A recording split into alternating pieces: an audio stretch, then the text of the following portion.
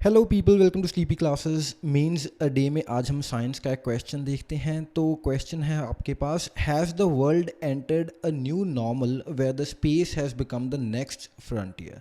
तो अगर आप चाहते हैं खुद से अटैम्प्ट करना तो यहीं पर पॉज कर लीजिए video and you can attempt your answer. Try कीजिए कि 150 वर्ड्स के अंडर अंडर आप जो आंसर है उसको लिखें। ठीक है जी। सो हम आगे देखते हैं अब स्ट्रक्चर इसका, तो कैसे अटैम्प्ट करना चाहिए आपको।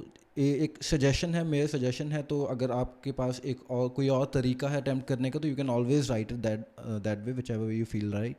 तो जो हमारे हिसाब से स्ट्रक्चर है वो कुछ इस तरीके से होना चाहिए कि इंट्रोडक्शन में आप जो ए सेट है एंड यूएस का स्पेस फोर्स है उसका थोड़ा बहुत जिक्र करें, क्योंकि जो इस तरह के क्वेश्चन होते हैं यूजुअली कुछ करंट अफेयर्स में ऐसा इंसिडेंट हुआ होता है जिसके बिहाफ पर या जिसको बेस रख के जो क्वेश्चन पूछा जाता है। तो अगर आप उसका थोड़ा रेफ़र कर देंगे, उसका आंसर में थोड़ा डिपिक्ट होगा तो एग्जामिनर को अच्छा लगता है कि करंट अफेयर्स का जो कॉन्टेक्स्ट है वो जो स्टूडेंट है वो ड्रॉ कर पा रहा है।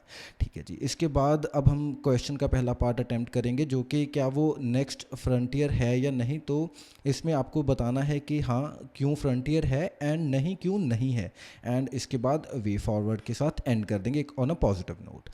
तो स्टार्ट करते हैं। अब इंट्रोडक्शन में पहले अगर आप कुछ ऐसे फैक्ट्स स्प्रिंकल कर देंगे तो वो काफ़ी आई कैचिंग रहता है, जैसे कि 1300 active satellites above the earth, they provide a wide array of services, some of which are vital for the emergency response and military. तो कुछ 1300 के करीब एक्टिव सैटेलाइट्स घूम रही हैं अर्थ के अराउंड जो बहुत ज़्यादा इंपॉर्टेंट हैं, इंक्लूडिंग अवर इमरजेंसी रिस्पॉन्स जैसे डिज़ास्टर मैनेजमेंट है उसके लिए भी एंड ऑल्सो मिलिट्री के लिए। तो ऐसी कुछ अगर चीज़ें एक हुक की तरह ये काम करती हैं एंड जो द रीडर द एग्जामिनर वो थोड़ा और इंटरेस्ट से फॉलो करते हैं आपके आंसर को। ठीक है जी। अगली लाइन है, an attack on a country satellite can be catastrophic and many worry that the space could be the new theatre for war. तो अब आप थोड़ा जो लाइन जो क्वेश्चन की लाइन है उसको फॉलो करते हुए आगे बढ़ेंगे कि किस तरीके से जो सैटेलाइट्स हैं वो ज़रूरी हैं एंड कैसे वो एक्सट्रीम सिचुएशंस जैसे कि वॉर भी क्रिएट कर सकती हैं। In this backdrop the nations are building technologies to neutralise such threats. तो इसी के कॉन्टेक्स्ट में ही जो हमने अभी ए सेट किया तो उसका आप मेंशन एक तरीके से यहाँ हो गया कि जैसे एंटी सैटेलाइट वेपन इंडिया ने डेवलप किया एंड यूएसए एक स्पेस फोर्स बनाने की बात कर रहा है बाय 2022 आई गेस। तो इस कॉन्टेक्स्ट में ये सब चीज़ें आ जाएंगी इंट्रोडक्शन में। तो अगर आप खुद से कुछ और नए पॉइंट्स डालना चाहें तो यू आर मोस्ट वेलकम। एक इस तरीके के टॉपिक वाइज अगर आप आंसर्स बना के रखेंगे तो थोड़ा मीन्स के टाइम पर आपको आसानी रहेगी क्विक फैक्ट्स को याद करने के लिए। आगे बढ़ते हैं बॉडी में। तो अब कैसे हम बताएंगे कि फ्रंटियर है। तो a lot has been happening in the last decade to consider the point that the space has been turning out to be the next frontier. तो अब हम बताते हैं कैसे कि एक्सप्लोरेटरी जो मिशंस हैं वो countries collaborative as well as competitive spirits में भेज रही हैं डीप स्पेस को सर्च करने के लिए या स्टडी करने के लिए। जैसे इंडिया ने अपना चंद्रयान भेजा, मंगलयान भेजा, जो नासा उसका मेवन जा रहा है, चाइना का चैंगे 4 गया। तो इस तरीके से अलग अलग जो कंट्रीज़ हैं वो एक्सप्लोरेटरी मिशंस भेज रही हैं, कुछ कोलैबोरेट करके कुछ कॉम्पिटिटिव स्पिरिट में। तो इस तरीके से हमें बताता है कि एक्सप्लोरेटरी मिशंस जो हैं एक एग्जांपल हैं कि कैसे नया फ्रंटियर तो है, कंपटीशन वहाँ भी है। इसके बाद कमर्शलाइजेशन हो रही है स्पेस की। तो अगेन एक नया इकोनॉमिक पॉइंट भी हमने खोल कर दिया कि जैसे प्राइवेट एजेंसीज़ हैं, गवर्नमेंट स्पेस एजेंसीज़ हैं, जैसे हमारा इसरो है, तो ये हमें अच्छी खासी जो फॉरेन एक्सचेंज अर्न करके देता है जब हम दूसरे कंट्रीज़ के सैटेलाइट्स को लॉन्च करते हैं। एंड प्राइवेट कंपनी जैसे स्पेस एक्स है तो ये सभी वर्कआउट कर रहे हैं कि किस तरीके से जो स्काई को लिमिट अब ना रखते हुए, जैसे वो फ्रेज़ है स्काई इज़ द लिमिट, तो उस चीज़ को भी अब हम नलीफाई कर देंगे अपने इनिशिएटिव्स के थ्रू। तो जो प्राइवेट कंपनीज़ हैं जैसे जेफ बेजोस की ब्लू ओरिजिन है तो वो प्रमोट कर रही है स्पेस टूरिज्म। तो अगर आप इस तरीके के एग्जांपल्स देते रहेंगे तो थोड़ा जो वेट बढ़ता है आंसर का। इसके बाद जो डिफेंस का अगर हम देखें फोटे, तो वहाँ पर कैसे जो फ्रंटियर बनता जा रहा है स्पेस। तो जो प्रोटेक्शन है of vital space infrastructure and the capabilities to destroy the enemy infrastructure are being tested and developed by countries including India.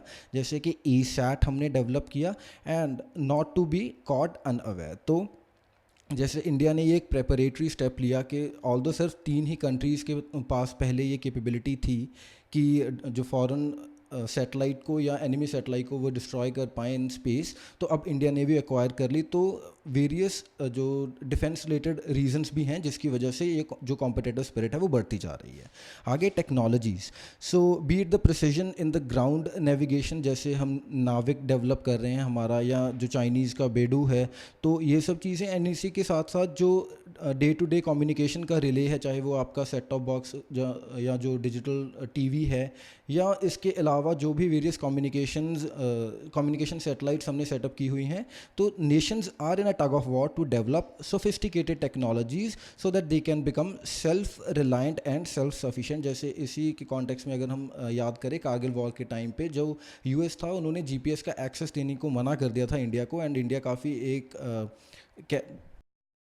Catch 22 situation में आ गया था, जिसकी वजह से हमारे जो सोल्जर्स थे उनका काफ़ी नुकसान भी हुआ। एंड इसीलिए अब India self reliant and self sufficient बनने के लिए जो अपना नाविक है उसको लॉन्च कर रहा है। तो इसीलिए टेक्नोलॉजीज़ जो हैं वो भी एक जो फ्रंटियर की तरह एक्ट कर रही हैं इन स्पेस। इसके बाद अब हम जो दूसरा पार्ट है हमारी बॉडी का वो एड्रेस करेंगे कि क्यों नहीं है। But these things are not something that is new, तो पहले से ही होता आ रहा है। अगर हम कोल्ड वॉर का टाइम देखें तो space has been in focus since the times of Cold War, and we could witness the space race even in those times. तो चाहे वो पहले स्पेस में जाने की बात हो, जैसे जो रशिया था, यूएसएसआर था बेसिकली, उन्होंने पहली बार जो स्पुतनिक भेजी तो they sent a dog in space. And उसके बाद जो, या फिर दूसरा पार्ट क्या है कि लैंड फर्स्ट ऑन मून। तो ये सब चीज़ें हैं, ऐसे examples you need to sprinkle. इसके बाद the only difference is that earlier there were two mega entities, that is USA and allies, and the USSR जो सारी attention को gather कर रहे थे। सिर्फ हमें यही दो countries दिख रही थी काम करते हुए, कि ये दो blocks basically काम कर रहे थे। Okay, while the other newly born countries were learning to walk after being crippled by colonialism। तो उस टाइम पर अगर हम इंडिया की बात करें, ऑल्दो हमारा जो स्पेस प्रोग्राम है वो 1960 से स्टार्ट हुआ था, लेकिन इतना हम फोकस नहीं कर पा रहे थे, इतना जो इकोनॉमिकली हम उसको नहीं कर पा रहे थे। क्यों? क्योंकि हमारे पास उस टाइम पर जो बर्निंग इश्यूज़ थे वो पॉवर्टी थी एंड अनएम्प्लॉयमेंट, ये सब चीज़ें, पॉवर्टी कंट्रोल, एंड कैसे हम अपना इंफ्रास्ट्रक्चर डेवलप करें। तो ये सब चीज़ें उस टाइम पर हमारा जो मेन फोकस इन सब चीज़ों पर था। अगर आप हमारे जो 5 ईयर प्लान्स थे उनको भी उठाकर देखें तो जो मेजर फोकस हमारा इंडस्ट्री को डेवलप करने के लिए रहा है, या फिर एग्रीकल्चर को डेवलप करने के लिए। ठीक है जी। So but now we can see such technologies develop by such nations as well. लेकिन अब क्योंकि जो कंट्रीज़ उस टाइम पर न्यूली इंडिपेंडेंट हुई थी, अब they are on their feet, उनको अब 50-60 साल हो गए हैं आज़ाद हुए, तो अब वो फोकस कर सकती हैं इन सब टेक्नोलॉजीज़ पर। जैसे एग्जांपल में India depicting its capabilities in interplanetary mission such as Chandrayaan and Mangalyaan, and private industry in Israel preparing to reach the far side of moon.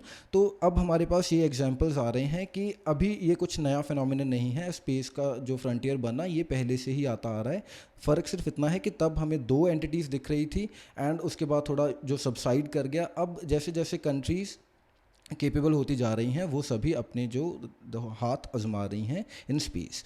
इसके बाद अब वे फॉरवर्ड क्या होना चाहिए? तो जो new technologies that are developed in such high stake missions, they can be use for civilian purposes which has in many ways improve the civilian life. तो ऐसी टेक्नोलॉजीज़ अब हम सिविलियन पर्पसेस के लिए यूज़ करेंगे तो थोड़ी सिविलियंस की लाइफ आसान हो जाती है। फॉर एग्जांपल जिस तरीके की बैटरीज हम लॉन्ग लास्टिंग बैटरीज यूज़ करेंगे हमारे स्पेस क्राफ्ट में, तो वो हम हमारे यहाँ पर इंफ्रास्ट्रक्चर में यूज़ कर सकते हैं, हम उनसे कार्स बना सकते हैं। ठीक है जी। And but the already scarce resources of a planet should not be wasted in fighting among the earthlings. तो ऐसा नहीं होना चाहिए कि जो हम खुद से ही लड़ाई करते हुए अपने ही जो को प्लैनेटेट्स हैं उनके साथ ना झगड़ते हुए, बल्कि कोलैबोरेटिव एफर्ट में, rather a collaborative approach would be far more fruitful. तो कोलैबोरेटिव एफर्ट में हमें काम करना चाहिए। And as concerns like space debris and Kessler syndrome, climate change and weather anomalies etcetera are upon every one of us collectively. तो जो problems face कर रहे हैं वो हमारी कलेक्टिव प्रॉब्लम्स हैं, तो जो इसका आंसर है वो भी कलेक्टिव ही होना चाहिए। तो ऐसे पॉजिटिव नोट पर यू कैन एंड।